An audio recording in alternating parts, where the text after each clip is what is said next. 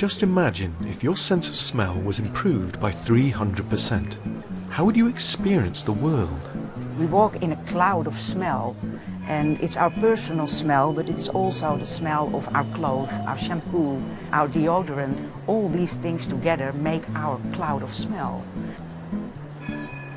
A dog's nose works like our eyes. The things we see are the things they smell. There's a new trend for animal detectives in healthcare. Dogs, cats, even rats. Here's one, a Labradoodle called Dolce. The name of the dog is Dolce from Dolce Vita. And I'm training the dog in the hospital to smell urine and to detect prostate cancer in urine. Hey! Dolce meets a beagle, Cliff, who is on the hunt for C. diff.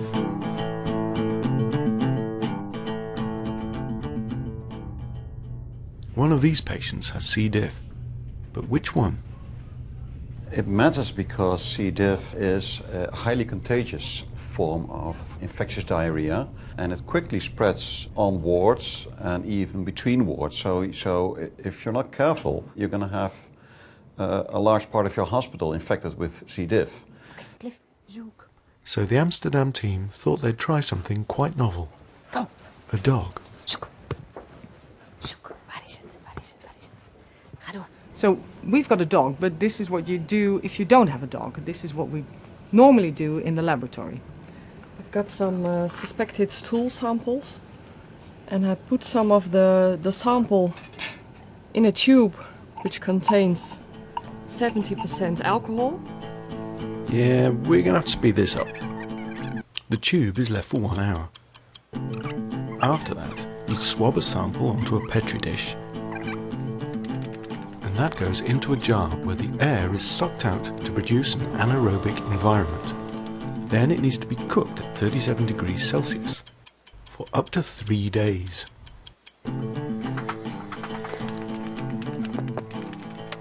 After that, you have your sample.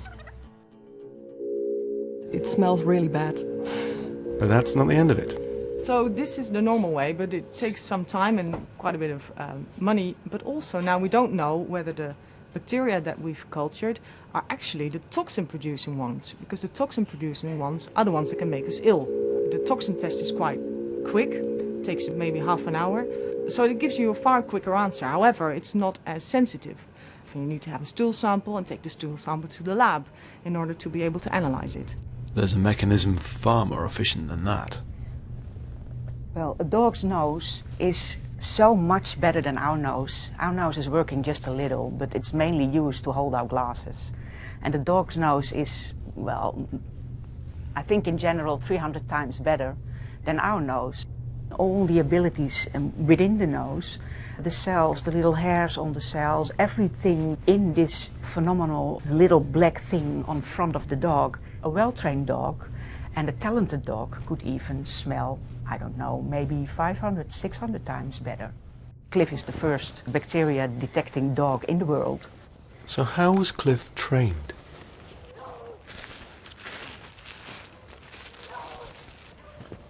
With Cliff kept at a distance, fecal cultures and samples were hidden for him to find.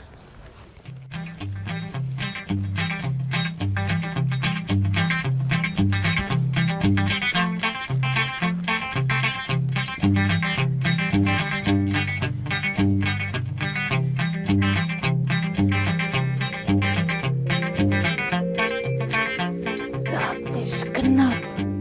Goed zo. Dat is heel goed gevonden. Goed zo, vriend. You can see a really little brown dot. That's all that's in the tube. That's what we are using. He can smell it through the tube. I don't have to open it. He's brilliant. Well, that was easy. Let's try something harder. Bikes give off all sorts of smells. Human sweat, leather, oil, even dog feces on the tires. Will he find the C. diff here? Hotcha touches other bikes to act as decoys. Cliff knows that when his lead is switched from collar to jacket, he's starting work. Cliff, go. Cliff knows exactly when he's working and when he's not working. I made it difficult for him. We made the places to find it more difficult. And when he sits down, Goed zo, dat is heel knap van jou. that means he's found it. And still he could find it anytime. Ja, dat is heel goed. Goed zo, man. He did it again. So how well will Cliff do with real patients? Okay, we're on our way to the hospital. Okay, There might be a patient with C. diff infection, so that's good news for Cliff. a good day for some sniffing. Exactly.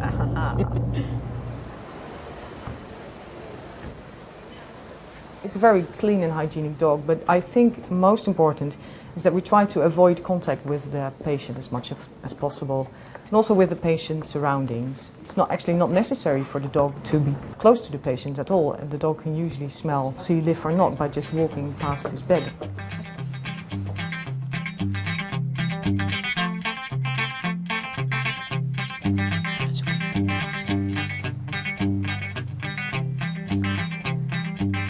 Yes, he found it. Little fella.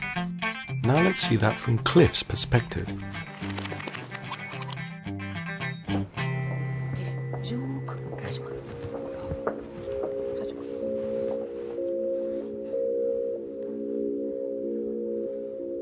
Zoek. No problem. Dag meneer, goedemorgen. Ik kom even bij u. Zoals u weet, we zijn net met de hond op de kamer geweest. En hij is bij u gaan zitten naast uw bed. En dat suggereert dat u een Clostridium-infectie heeft. Nou, vindt u in dat geval het goed dat we wat onderzoek doen voor een ontlasting? Ja. En dan kunnen we hopelijk zeker weten of u wel of geen Clostridium-infectie heeft. Ik blijf toch hier liggen dan? Nou, in de tussentijd brengen we u het liefst naar een kamer apart. Aangezien die bacterie van de een op de andere patiënt kan worden overgedragen. Dus dan kunnen we het beste apart verzorgen voordat de bacterie zich verspreidt over de afdeling. Is Jan nou besmettelijk? Nou, het kan zijn dat hij besmettelijk is, ja zeker. Oh, en nu? Nou, dus we zullen hem zo snel mogelijk in een aparte kamer verzorgen. Oh, gelukkig, want ik wil morgen naar huis. Ik vind Jan een aardige vent, hoor, maar ik wil niet besmet worden door hem. Nee, nou dat is goed. Cliff did very well. He was over 90% accurate in his diagnosis of whether diarrhea was caused by C. diff or wasn't caused by C. diff. However, you must note that what Cliff did, he identified the patients not when they were on the toilet. They went to the toilet maybe hours ago and they were in their beds, and he still could find these traces of smell of C. diff. What you'd aim for is that a dog would, for instance, 3 times in the week, scan the whole hospital, scan every ward, and see if there's any C. diff. By doing this, you'd hope to pick up new C. diff cases. Obviously, it takes a bit of effort to train a dog and a bit of time. So, an alternative way would be maybe to see if you can copy this concept by using electronic noses. And this is an example of a type of e-nose, or actually it's what they call an ion mobility spectrometer. And what you would do is you take a sample of, stool or feces. Different samples produce different patterns.